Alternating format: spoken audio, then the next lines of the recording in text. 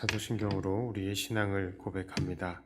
전능하사 천지를 만드신 하나님 아버지를 내가 믿사오며 그 외아들 우리 주 예수 그리스도를 믿사오니 이는 성령으로 잉태하사 동정녀 마리아에게 나시고 본디오 빌라도에게 고난을 받으사 십자가에 못 박혀 죽으시고 장사한 지 사흘 만에 죽은 자 가운데서 다시 살아나시며 하늘에 오르사 전능하신 하나님 우편에 앉아 계시다가 저리로서 산자와 죽은 자를 심판하러 오시리라. 성령을 믿사오며 거룩한 공회와 성도가 서로 교통하는 것과 죄를 사하여 주시는 것과 몸이 다시 사는 것과 영원히 사는 것을 믿사옵나이다. 아멘. 찬송가 459장입니다.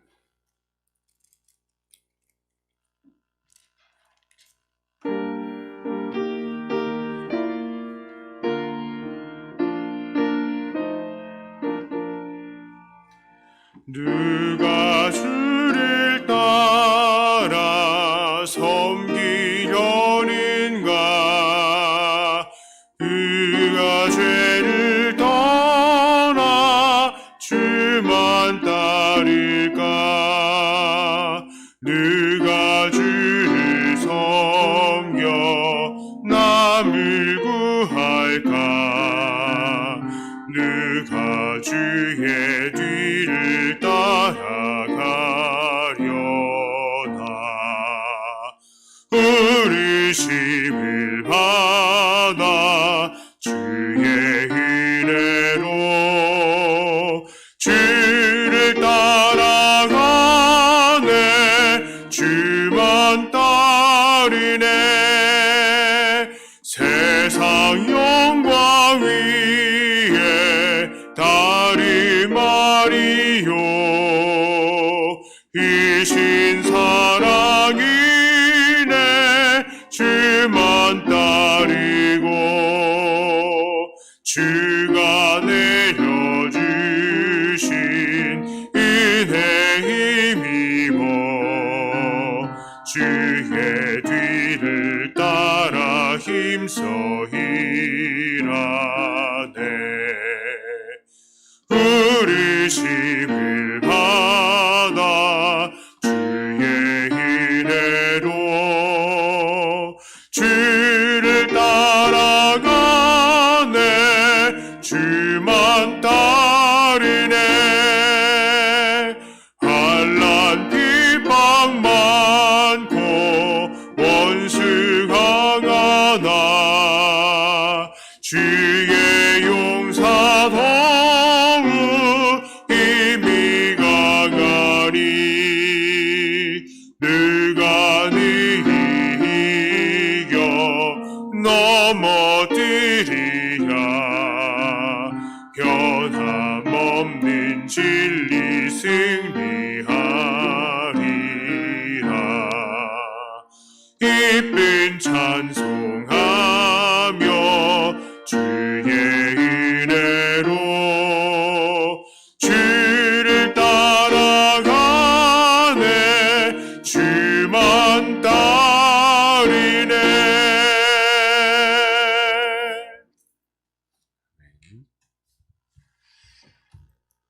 하나님 말씀은 욥기 11장 4절부터 12절까지의 말씀입니다.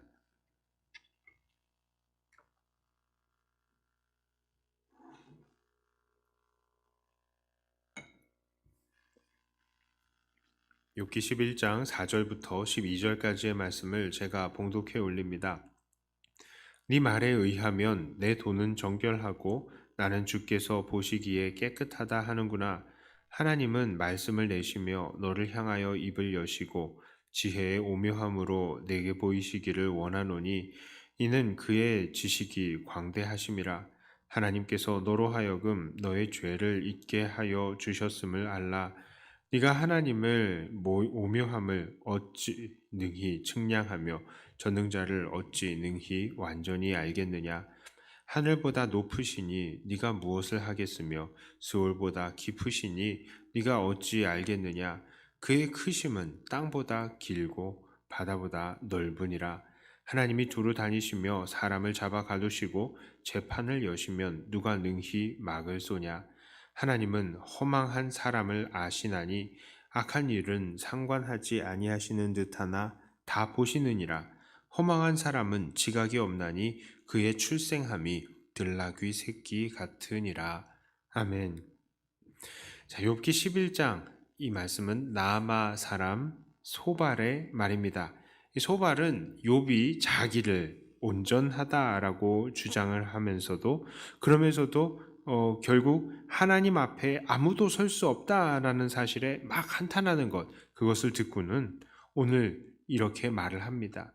그의 말은 다른 친구들의 입장과 별반 다를 것이 없습니다. 쉽게 말하자면, 너는 네가 죄가 없다고 이야기를 하는데 네가 이렇게 망한 상태를 봐라. 너는 죄가 있음이 분명해. 자, 하나님은 너의 그 지식으로는 다 파악할 수 없는 광대하신 분이야. 어디 하나님한테 함부로 이야기를 하느냐? 이렇게 얘기를 하는 거예요. 자, 그러면서 네가 하나님 앞에 온전하다고 말할 수 있는 거 아니야. 네 짧은 지식으로 네가 너를 그렇게 생각해서 그런 거지. 너는 죄인이야. 이 이야기를 하고 있는 거예요. 소발의 말도 뭐 하나씩 보면은 어느 정도 다 맞는 말입니다. 자, 하나님은 정말로 우리의 생각을 넘으시는 분이시죠. 우리가 다 파악하실 수 없는 분이십니다. 그리고 분명히 우리의 알지 못하고 범하는 죄까지도 다 아시고 또 그걸 심각하게 여기시는 분이 맞습니다. 참 그런데요. 이게 참 신기해요.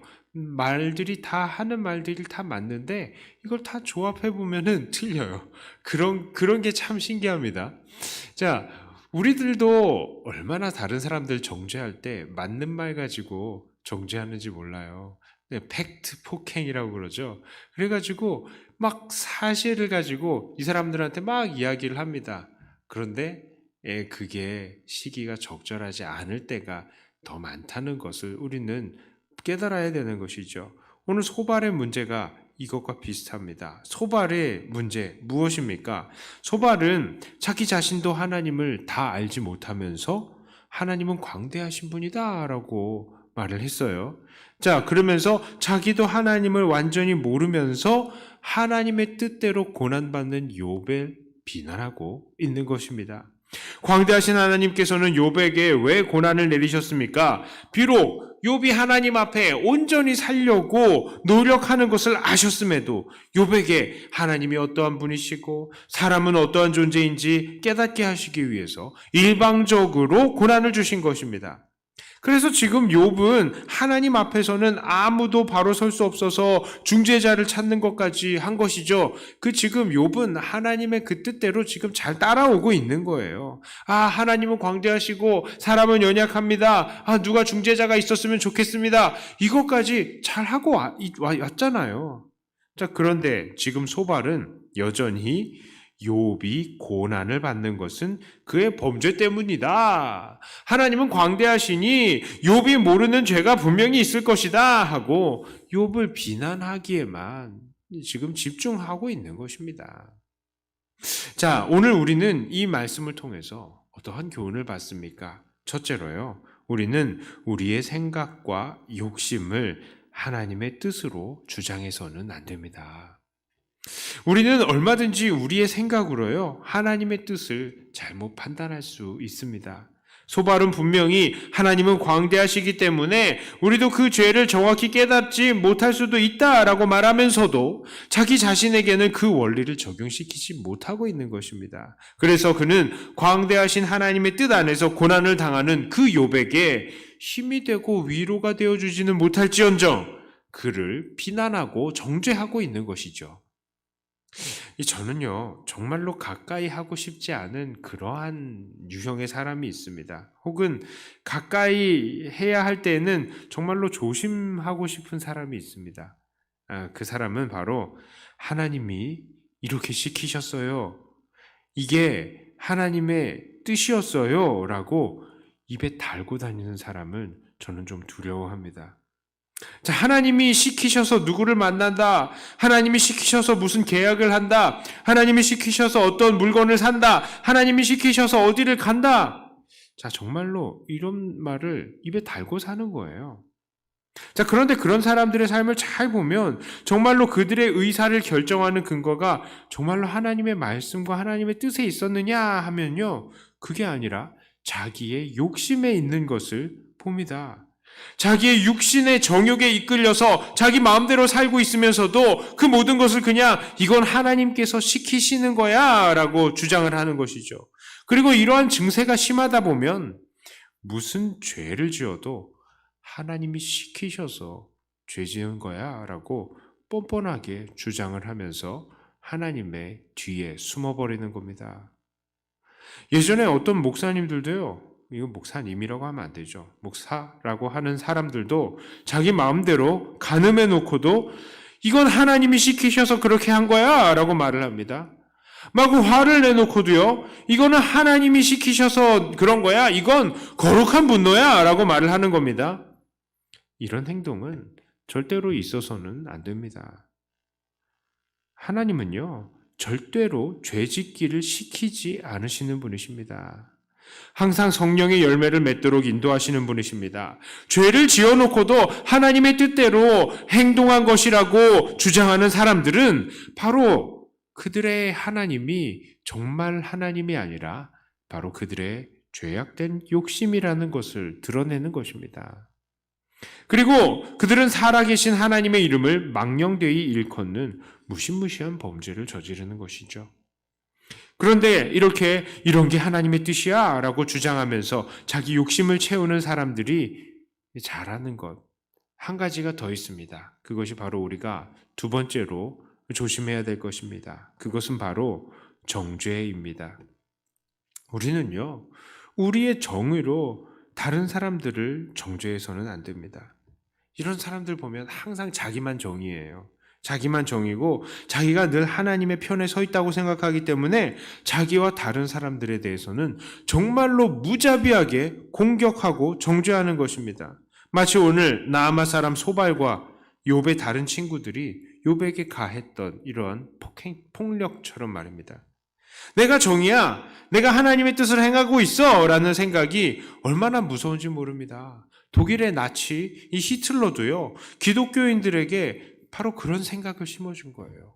히틀러가 이게 먼저 야, 나치가 교회를 보호해 줄 테니까 교회는 나치를 보호해 지지해라 이런 생각을 심어주는 겁니다. 자, 그리고 그런 생각이 심어지고 나니까 그 이후에는 정말 수많은 범죄들이 연이어서 이루어지는 것이죠. 교회를 보호하는 나치가 독일 민족을 통치하니까 독일 민족은 위대하다. 이런 논리가 전개되는 거예요.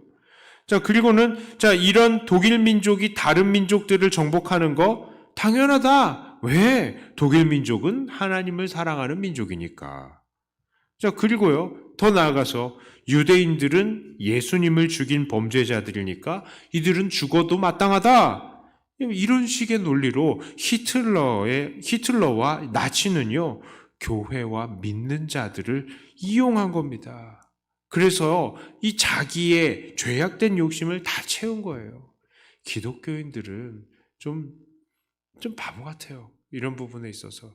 교회를 보호해 준다고 그러면은 그게 옳은 건 줄 알고 다 따라갑니다. 그런데 잘 봐야 돼요. 정치에 이용당할 수도 있는 것입니다. 자, 이렇게 독일 사람들이 행했던 실수는 오늘도 우리 기독교인들 사이에서도 너무나 흔하게 행해져서 내려오고 있습니다.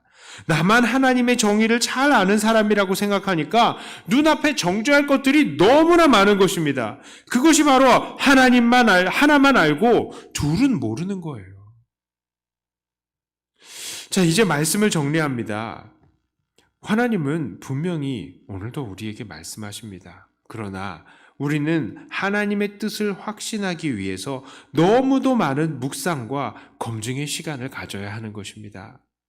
오늘 소발의 발언을 통해서 우리는 큰 경고를 받습니다. 첫째로 우리는 광대하신 하나님의 뜻 앞에 겸손하면서 자기의 욕심을 채우는 데에 하나님의 뜻을 내세워서는 안 됩니다.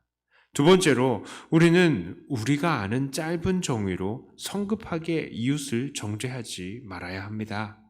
자, 이렇듯 성급한 언행으로 하나님의 이름을 망령되이 하지 않으며 그저 하나님의 뜻 앞에 겸손하게 엎드리기만 하시는 저와 여러분들이 다 되시기를 주님의 이름으로 축복합니다. 기도합니다. 하나님 아버지 감사합니다. 오늘 아버지 하나님은 너무나도 광대하시고 사람의 이 짧은 몇 마디로 정의하실 수 없는 분이라는 것을 우리가 다시 한번 깨닫습니다. 이렇게 광대하신 하나님 앞에서 우리가 늘 엎드리며 겸손한 우리들이 되게 해주시고 함부로 우리의 입을 놀려서 이것이 하나님의 뜻이다라고 주장하고 또 이것을 통해서 다른 사람들을 정죄하기까지 하는 그런 성급한 잘못을 범하지 않는 우리가 되게 하여 주시옵소서. 그저 내가 받은 것들이 정말로 하나님의 뜻이 맞는가 늘 돌아보고 묵상하고 하나님 말씀을 통해서 검증하며 배우고 확신한 것들에 거하면서 순종만 하는 우리가 되게 해주시고 혹시 우리 주변에 범죄한 자들을 발견했을 때에는 우리가 사랑으로 권하고 정말 온유한 마음으로 그들을 바로잡되 우리도 그런 잘못을 하고 있는 것은 아닌지 돌아보며 그 기준을 우리에게 먼저 적용시키는 우리들이 되게 해 주시옵소서. 하나님, 우리 백동교회 그리고 우리 한국교회를 위해서 기도합니다. 우리 교회가 진정으로 진리에 바로 서는 교회가 되게 하여 주시고 다른 세상의 욕심과 여러 가지 죄악된 손길들의 영향에서 좌지우지되지 않는 그런 교회가 되게 하여 주시옵소서.